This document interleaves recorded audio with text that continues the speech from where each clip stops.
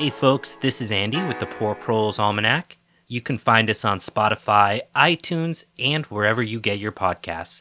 And you can support our work by finding us on Patreon, Venmo, or Ko-Fi.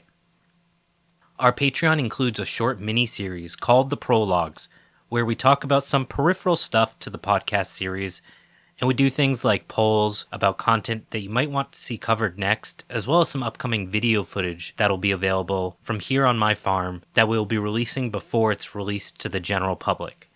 So if that sounds interesting, go check it out. Today, we have an interview with Dr. Ibáñez from the University of Michigan's School for the Environment, where she specializes in ecosystem science and management. We chat about her research and discuss the complex relationships between climate change, invasive species, and mitigating the disastrous effects of species struggling to travel fast enough as the Earth quickly heats up. Our conversation is short and to the point. The three-headed beast of decimated forests from generations of mismanagement, climate change, and globalism have created a unique catastrophe which doesn't provide many clear answers.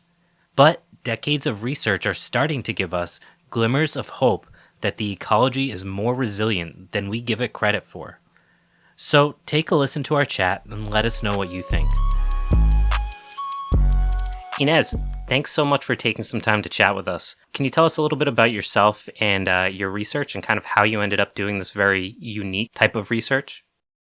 So I started as a biologist with an overall interest in anything bio, but as I got deeper and deeper into it, I moved into ecology because it pretty much includes everything, organisms, the physical environment. You can study the cell functioning, but you can go all the way to the whole planet. So I found that to be absolutely fascinating.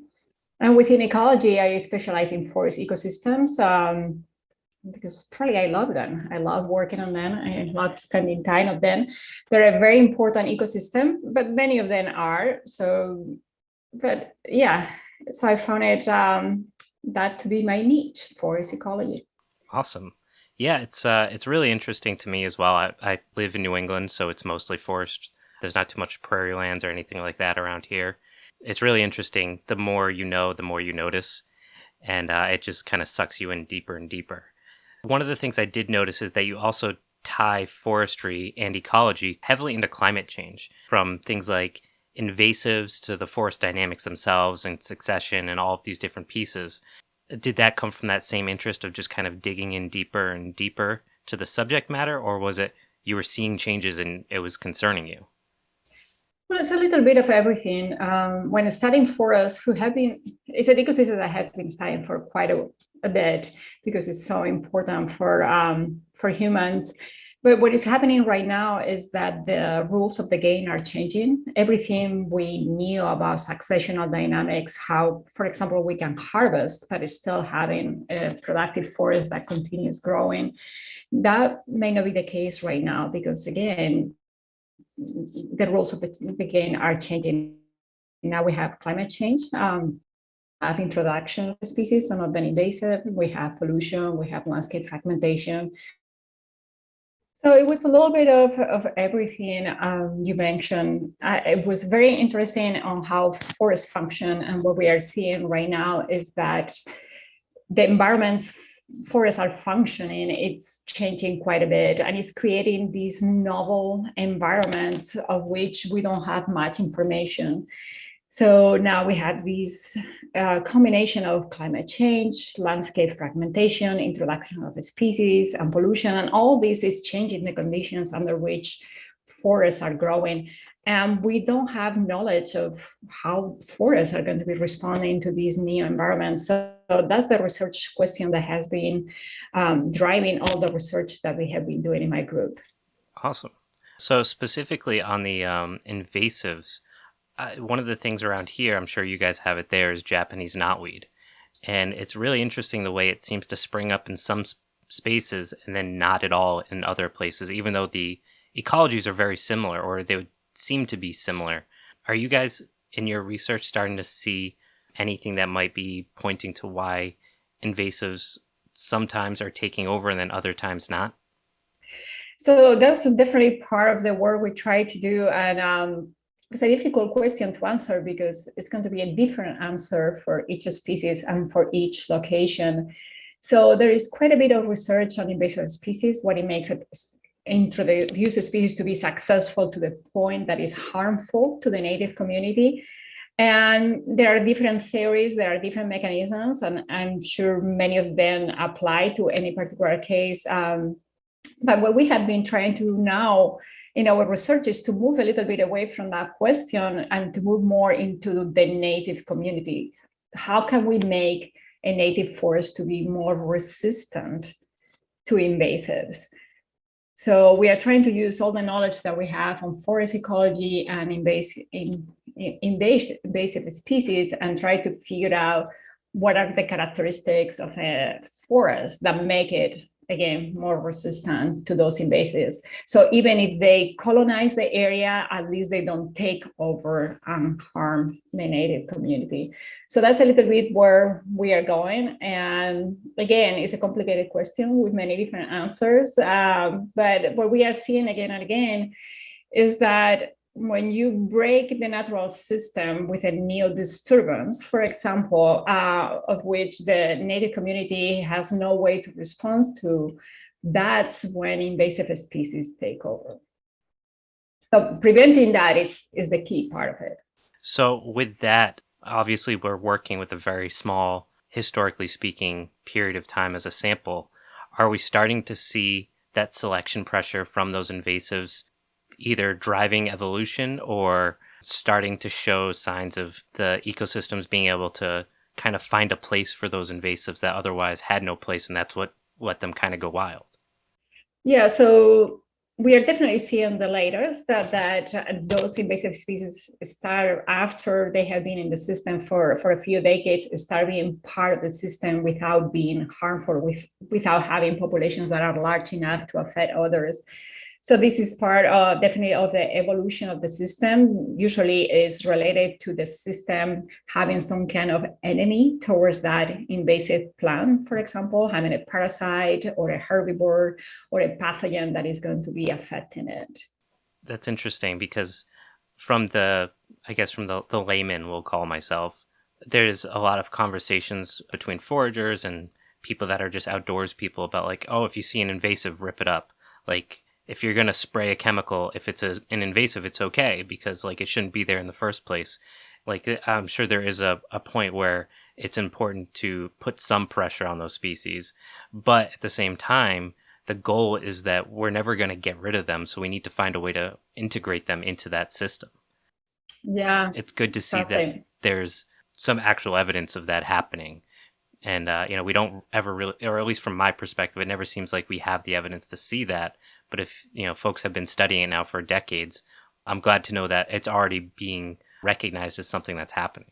Yeah, no, there has been a shift into invasive species management. There is a time in the invasion process where eradicating the plant or the organism is feasible, and it will lead to, removing it completely from the system. But now for many instances, we can't. It's a lost battle.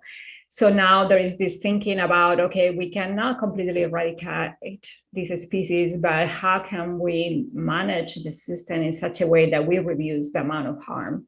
Sure. And that way, give those native species a chance to evolve to it, that selection pressure isn't too much to exterminate it. We can do various things to try to do that. So one of the terms I saw in a lot of your research, which I wasn't really familiar with, was the term phenological escape. Could you talk a little bit about that? Okay, yeah, of course.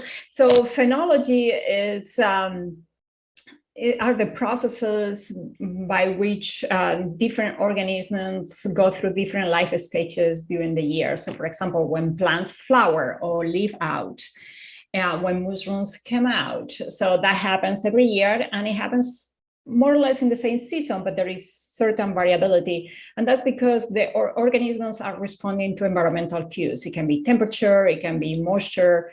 And when those cues are there, that life event happened. So that's phenology. What we are seeing now with global warming is winters are warmer, springs are warmer, so plants are leafing out and flowering earlier and earlier. And that's increasing the length of the growing season, which you can think about it as something good. Now, plants in especially cold climates are going to have a longer period of time to be able to grow.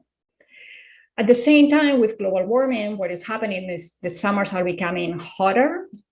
So there is more water demand. And if there is no more precipitation, what it means is many plants now are spending the summers under droughty conditions. And where plants don't have enough water, what they do is they just go dormant. So even if you see a plant that is green in the middle of the summer, if it's dry, it may not be doing anything. It's not taking carbon, it's not growing, it's just dormant. Just surviving. Yeah, it's staying there. So we see two things. Plants are benefiting from global warming in the spring because they have a longer growing season. And at the same time, they are being affected negatively by global warming for what is happening in the summer. So phenological escape, what it's telling us is that thanks to that earlier phenology in the spring, they are able to compensate for the negative effects that are taking place during the summer when they go dormant. Okay, that's interesting. So I had thought of it a little bit differently. I really hadn't thought about that part of it, I guess. And I was thinking that stress was a component of allowing some of these invasives to further work their way into these ecologies. Yeah, no, that's another aspect of it. It's one of the reasons why invasive species are so successful. They can grow so fast and produce so many fruits is because they take advantage of early springs to a higher extent than the native community. So they are usually the first ones to leaf out and flower, and they're also the last ones to drop their leaves. So they have an extended growing season that allows them to be more successful. So that's also part of the phenological escape phenomenon. Yeah, it's really interesting the way the dynamics play with one another in some weird, like it feels like this chess game that there can't be an end to, where the parts move around and it can mean two or three different things. With that in mind, I want to tie it back into the like climate change invasives and I guess the conditions of the forest and the degradation from the last couple hundred years. I know to track back to my own native forest here in New England, one of the things that we see is because of constant logging, a lot of those old growth succession species, they aren't really around here. And, with the large seeds that can't disperse very far, getting them back without human intervention is nearly impossible, or at least it will take a long time. There's like in my area, there's like 4 hickory trees within like a 5-mile radius. There's no way for that in the near future, in my lifetime at least, to ever see that succession process take place. And in most forests, the same trees that are the canopy are also coming back up underneath. So I feel like that also feeds into some of this ecological health that is just waning in a lot of ways. So with climate change, is that in a way something that is helping I'm trying to think of how to phrase this.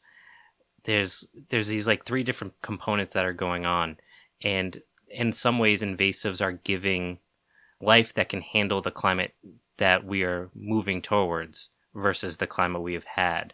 Does that make sense? Like how that ties together, and in some ways invasives might be considered a good thing because they are giving that life force that can survive the new climate. Sorry, that was really confusing. Well, I'm not sure if you mean the new climate of one particular place, that if there is a gap on what it can grow there, because Sure. the local species cannot grow and then invasives can. So yes, definitely it's fulfilling, they could be fulfilling a gap. It's just that invasive species may be a species we may not want to see because they are weedy. They are not the ones that produce good wood, for example, or they grow and harvest a lot of carbon. So there may be many issues where we don't want an invasive community, even if it's available and able to take completely over. You were mentioning about the fact that yes, plants are not going to be able to keep up with climate change. The rate of climate change is too fast for plants to be able to move through their seeds to the new areas where they can survive. And definitely we are going to have to, to assist with that movement if we want to do that or not. And that's part of much of the work we have been doing in our group, because we know where the suitable climate for many plants is going to be. And if we want to replace those areas with the species that are going to be doing well, we also know that the rate of migration won't be able to keep up with climate change. So should we be moving them or not? So some of the work that we have been doing is moving them ahead of time. And the whole idea of moving them is not to check if the climate is going to be suitable. We already know that, but it's to check what else is going to be suitable or not. Are the soils going to be the right soils? How are they going to grow within the native community that is already there? What about herbivores or seed predators? And at the same time, if we start moving these species, will they become invasive? Will they become weedy? Because suddenly they are not going to have the regular pathogens and herbivores that feed on them. So we have been doing all these experiments to answer these questions. So if we are ready to assist plant species to migrate to new areas, we want to have all the information possible to be sure if this is going to be a good idea or not. So at this point, is that type of work primarily research, or is there actually, are you actually busting out shovels and starting to put stuff in the ground? It's research, because that's what we do. We do basic research, so we are generating the knowledge that then people managing land can use to try to manage their communities the way they want. Sure. So with that in mind, what is realistic in terms of how you envision the future of the forest? I know you're in Michigan, correct? Yes. So like what is a comparable so like what are you planning for in terms of, like, you're saying climate change 50 years from now, 100 years from now, 200 years from now, and then with the forests, are you thinking about a healthy developed forest, which means then you have to also think 100 years from now, 100, all those different things? Yeah, so we look at what is the distribution of species, and we are not bringing any things that are growing in the tropics of Florida here. Sure. That's way too far. But for example, we are bringing things that barely make it to the southern Great Lakes area. So there are several species that the northern distributional range is around the southern part of the Great Lakes, and those are the ones we are moving north to the northern part of the Great Lakes. So it's not a big jump, but it's what it will have been the natural movement of a species if they have enough time to keep up with climate change. So you were talking about hickories, for example. There are hickories that grow in southern Michigan, but then don't grow in northern Michigan. So those are some of the species we are moving to northern Michigan. And are you thinking about that for succession in that process, or are you thinking primarily about those trees that take longer time to move north? We are trying a variety of trees of many different types, because again, we have many different questions that we would like to answer. So some of them are early successional species, others are late successional. So we are just trying to generate the knowledge that if there is a land manager, a conservancy, who is interested in promoting southern species into the north, they have the knowledge that they need to know if they're going to be successful, if they are going to be weedy and they shouldn't introduce them, if they are going to be targeted by herbivores, for example. So we are not really moving things in bulk. We are experimenting with them to provide that knowledge. Okay. And you've brought up a couple times this idea of like whether or not the soil ecology can support those species. Are you doing anything to help, or have you looked into research about moving the fungi and things like that? We haven't moved the fungi, but we have considered the fungi available in the forest and the role it could play, because that's critical for plants that have that association. So it happens that as far as you are using forested soil, plants, trees, which are the species we work with, are going to be finding suitable fungi to associate with. Sure, they're similar enough. Yeah, they're similar because mycorrhizal fungi, which are the fungi that associate with trees, are probably generalist, so they are doing well in that respect. Where we are seeing differences is in the pathogens. So pathogens are a lot more specific of the species that they affect, and what we are seeing is that by moving a species beyond the area where they usually grow, suddenly they are released from some of those pathogens, so they will do well. Oh, that's interesting. Now, on the flip side of that, is there any concern about new pathogens from moving novel species? Yeah, definitely. That can always happen. It probably won't happen if you are just planted seeds, but if you are moving plants with soil attached to them, that's definitely a possibility. We have seen that already happening with introductions into different continents. So that definitely can be an issue. Okay.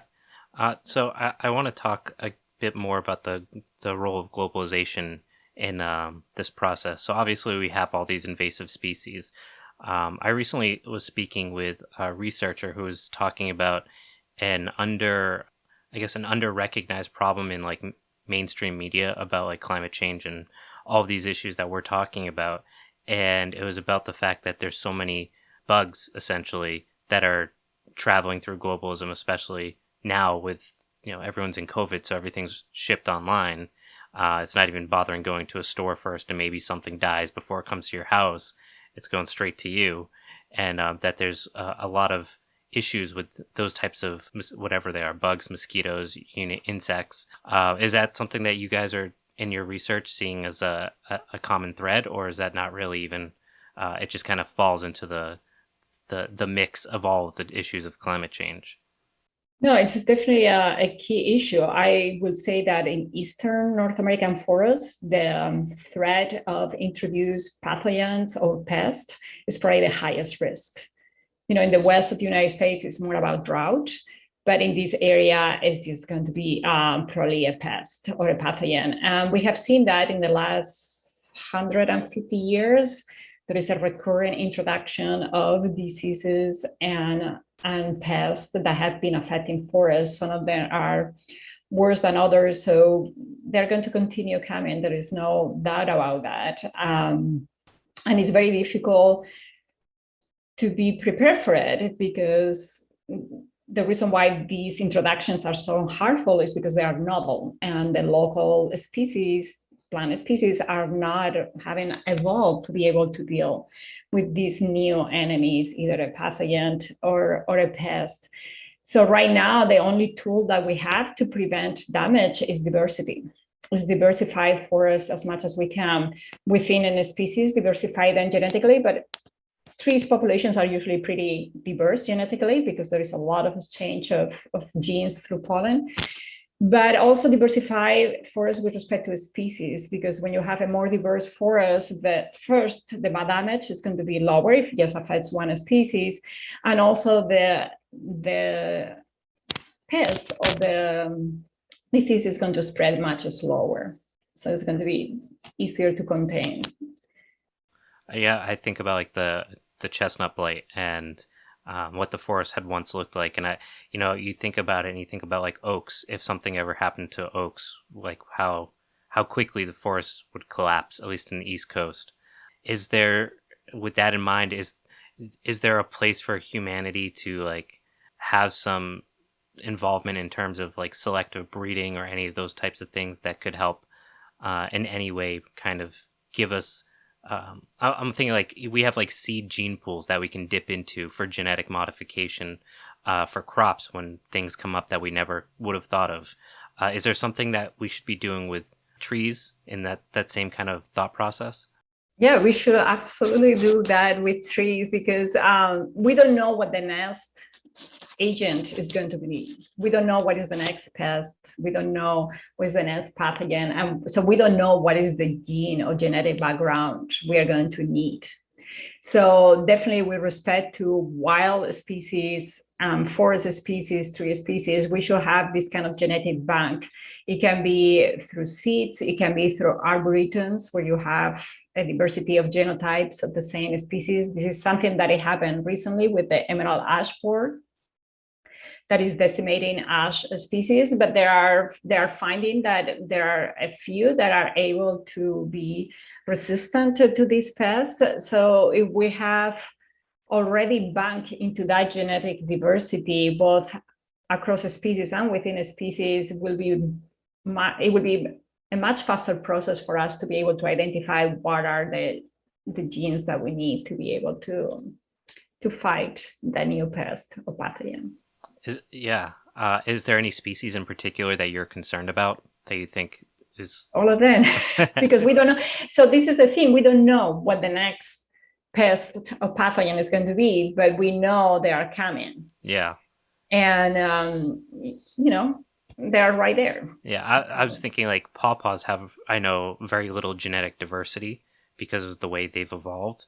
Are there any species that are like super common that don't have much genetic diversity? Like oaks, the one saving grace is that they hybridize easily. There's a ton of them. Are there other species that you're like, these are really important, but there's not a lot of that diversity? I don't know. To tell you the truth, the only one I can think about is a Mediterranean pine that is not here, but here in Eastern North America, I just don't know about that. Okay. You know more than I do. Yeah. With the pawpaws. Yeah, that's interesting. The diversity seems to be so important, and we don't really, or at least I don't really think about it that often until we have these types of conversations, and it becomes really apparent why oak is so successful across the country, because it's so diverse biologically, and it's so able to cross-pollinate and evolve to unique conditions. So is there anything that like normal people can do to help either protect or prepare or anything, really? Well, I mean, we can be helpful at many different levels. We can be helpful with how we combat climate change with our own particular actions, how we eat, how do we recycle and use energy. So that's one way to go about it. Then we can be more specific about what is happening with the land and forest. So if there is anything that we can do in our power to protect forests, if you are a landowner and, you can afford it, which is also an issue. If you can afford to protect your forest, definitely do that. So just knowing about what the issues are and also knowing a little bit what it may take for the system to be resilient to all these factors, I think it's a good step forward. Yeah, I think those are all definitely things. If you can do it, definitely. So I know you work at the University of Michigan, and it's a unique school. I stumbled upon it, and I was like reading all of the people that you work with and all their biographies and everything, and it seems like totally different than anything else I've seen in a ecological program or a forestry program or anything like that. Could you talk just a little bit about that? Yeah, so we are the School for Environment and Sustainability. So that's the focus, environment and sustainability sciences. So what the school is doing is bringing the expertise that is needed across different disciplines. So there are ecologists like myself, but we also have social sciences, which is a very important aspect of that. We have engineers working on energy. We also have people in the humanities. We have landscape architectures, which are more focused on design. We have connections with many other schools, business, law, public health, urban planning. So again, it's more about focusing on the issue and bringing the disciplines that are needed instead of being just a disciplinary department. So it's great for us as researchers because it expands your reach. When you think about your research, you think broader than you will do when you are just doing your experiments. It gives you also the chance of easily working with people outside your discipline. So that's also very rewarding. So yeah, it's a different way to think about science and how we use science, and and how we move forward with these environmental issues. Yeah, it's a really interesting idea, I'm kind of interested to know if it's had any successful cross pollination, and I'm assuming it has. I won't put you on the spot about it. It's one of those things. I think it points to a very natural understanding of when we do research, the fact that so much of it is interdisciplinary, and we don't generally think of it that way until we actually have those opportunities to reach across the aisle in a lot of ways. So like I'm a farmer. I farm. I don't like to call myself a farmer because I feel like that implies something different than what I do. But I also am into ecology, and there's no way you can go to an agricultural program in school and you might never talk really about ecology.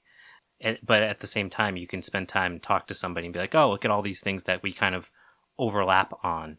And I just think that's really interesting when a school goes out of its way to actually do that process. Yeah, so we have a sustainable food systems group, for example, which includes soil ecologists, entomologists, people working with remote sensing data, and very different set of expertise, but including environmental justice, for example. But the whole goal is to think about sustainable food systems. Yeah. So, which actually I think will probably be my last question for you. I saw you had done some work with Silvopasture, and that's kind of my niche in farming. Is I have sheep, I have Silvopasture, tree hay, all of those things that are not forgotten but not as utilized anymore. Your research was, and again, I don't want to put you on the spot too much, but you had done some research on native species diversity in silvopasture. Could you talk a little bit about that, or is that something that might have been a little while ago? yeah, I think that was a while ago. I'm originally from Spain, where Spain and Portugal have a very traditional pastoral system that has been in place for hundreds of years. So people living in those areas were able to find a good balance of having subsistence living, or even beyond subsistence living, and still keeping a system going that included forested area mixture with pasture and also game and domestic livestock. So that has been working for quite a bit, but now it's being threatened by climate change. So we'll see if it's going to be able to continue or not. It's interesting that these systems that have been in place for so long are threatened by things that weren't their faults, unfortunately. Well, I appreciate you taking the time to chat with us. This is all really interesting stuff. And, I look forward to seeing some of the research that you guys continue doing, because I think it's really interesting and people want to know about it. We have to plan for the future. Thank you for your interest. As always, if you enjoyed this episode, share it with your friends, tag us on social media, and give us a review on iTunes. Reviews help us stand out in a sea of podcasts and continue to help us in getting exciting new guests. Until next time, this is Andy, and this is the Poor Proles Almanac.